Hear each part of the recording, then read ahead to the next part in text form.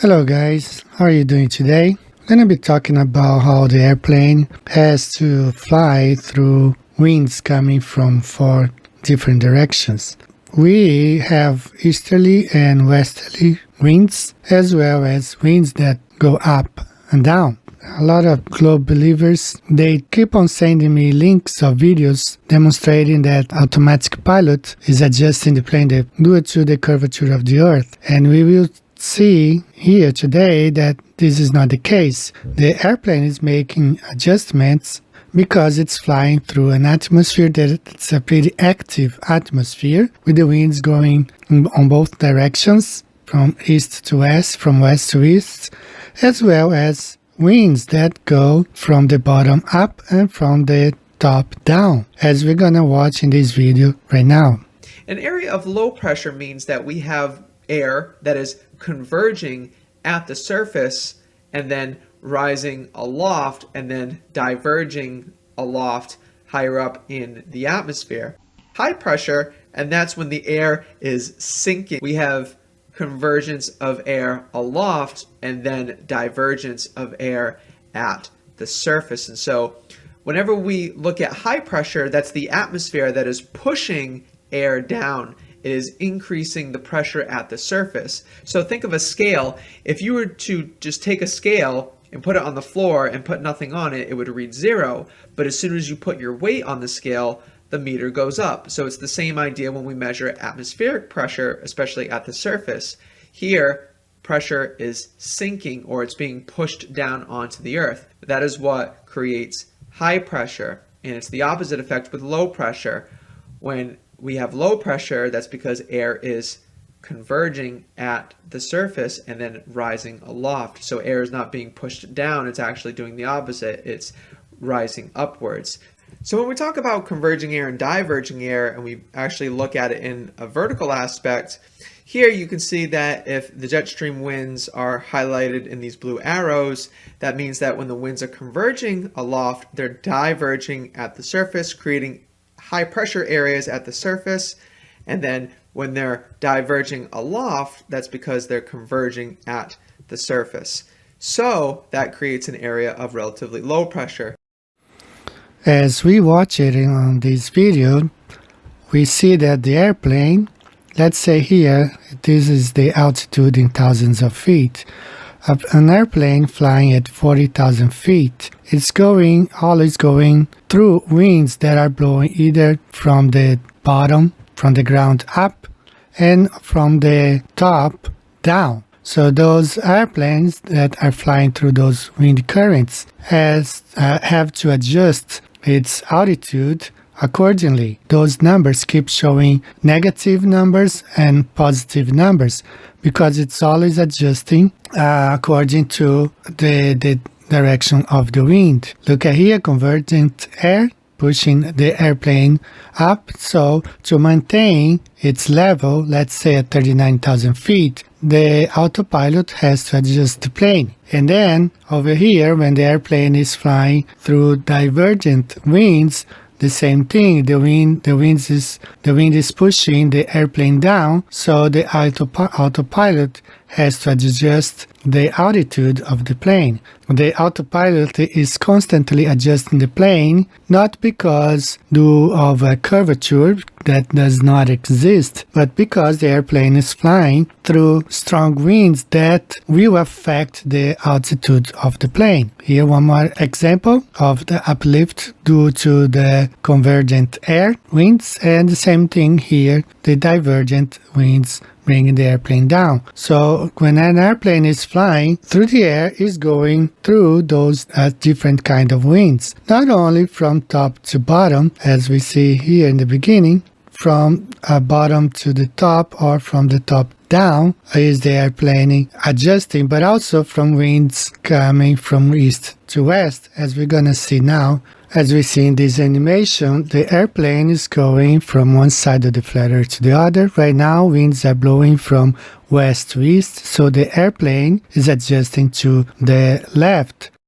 Now, the airplane is flying through winds blowing from east to west, so the airplane is pushed to the east. At this point, the airplane is again flying through winds coming from west to east, so it makes adjustments to the west. I want to thank Joe Gallion for making this animation based on the weather patterns in 2019. Right now, the airplane is adjusting to the right because it's being pushed to the left because of the winds. Right now, the airplane is adjusting to the west because the wind is coming from the west to the east, and so the autopilot has to adjust. And finally here, one more time, the airplane is adjusting to east because it's being pushed to the west because of the winds. If the autopilot was really adjusting to only because of a supposed curvature of the Earth, the numbers should be always negative because it will be a constant dive. Every mile, actually, the airplane should be adjusting down because of the supposed curvature of the Earth. It would be pretty similar to this curvature formula here. The airplane should have to adjust constantly, dipping down the nose, so that means the number on the altimeter would be always negative, never positive. But on the contrary, with the numbers on the altimeter is always negative and affirmative, which means the airplane is only adjusting for the pressure, air pressure. It has nothing to do with the curvature of the Earth. It's only adjusting because of the air pressure caused by these winds, the divergent winds and convergent winds that is pushing the airplane up and down, uplift and subsidence. So the airplane has to constantly be adjusting, as mentor pilot explains in this short video. The atmosphere essentially looks like, it looks pretty much like, you know, the surface of the Earth, where you have high mountains and deep valleys. In the case of the atmosphere, those mountains and valleys are high pressures or low pressures. The atmosphere essentially looks like, it looks pretty much like, you know, the surface of the Earth, where you have high mountains and deep valleys. In the case of the atmosphere, those mountains and valleys are high pressures or low pressures. So there are many other kinds of winds that we're going to talk about right now, and all of them influence the flights. And so those adjustments has to be made constantly as the airplane goes through those different weather patterns. Here you see the rotor kind of wind caused by, you know, the topography of Earth. So airplanes go through those and have to make adjustments. And here we have more winds that changing positions, changing its course due to the topography and causes turbulence, and that can affect the airplane greatly, from small bumps to terrible accidents, as it has been recorded in history. We also have microbursts. We studied this in our Aviation English chapter 10, and many accidents have occurred because of those microbursts in lower altitude. So all those affect the flight. So as a bonus, I have here a very interesting interview. Some globe believers in Brazil, believing they could debunk flat Earth, brought in a mechanic from LATAM Airlines. LATAM is a South American airline. It's a company from Brazil and Chile. So they fly to Sydney. So these globe believers brought into their program a mechanic from LATAM because they wanted to debunk flat Earth, and it backfired. The mechanic was not defending flat Earth. He was just there to answer the questions, and he backfires greatly because all his answers favored the flat Earth model. So the show took 2 hours long. I select only 3 points that I found it very interesting. I have added the subtitles here, so I want you guys to go ahead and look at these 3 points. The 3 points I selected from this 2 hours long interview are these: the autonomy of the flight Santiago to Sydney, the globe believers were questioning that an airplane cannot fly all the way from Santiago to Chile the way it's designed. So the mechanic gives a very important information. And 2, adjusting for curvature, which is what we just discussed in this video. And 3, planes flying at the speed of sound. So let's go ahead and listen. Please pay attention on the subtitles. Nesse caso aí, provavelmente a aeronave que eles estão operando, porque tem um mês só, ela consegue fazer essa autonomia. Então, por exemplo, vamos dar exemplo lá do Airbus que o presidente Lula adquiriu na época. Eu atendi aquele avião quando foi comprado, da Airbus. E esse avião tinha um tanque no bagageiro central, que fazia com que ele saía daqui e ia até para o Japão se ele precisasse. Então ele aumentou a autonomia. Então, para aumentar a autonomia, isso é tranquilo. Isso é fácil fazer.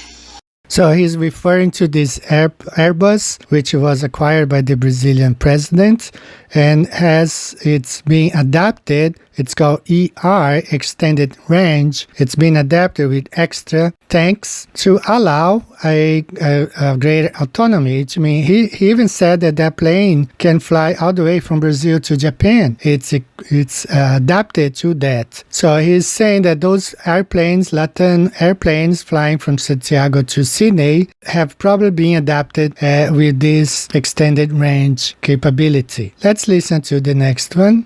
Isso é a sensação. Então, a sensação zero. Porque, por exemplo, você podia falar, então se o mundo é redondo, então o piloto, se ele estiver de cabeça para baixo, ele tá sempre abaixando o nariz. Não tem nada disso. Não tem nada disso. Não tem nada. A sensação que não tem. Você está nivelado. Você não está abaixando. Se você baixar o nariz do avião, você está descendo. Se você subir o nariz do avião, você está subindo. Isso é ciência. Agora, se você está reto, nivelado, você está nivelado com o chão. Então, nesse nivelamento, você está. É como se eu tivesse uma sensação que eu estou num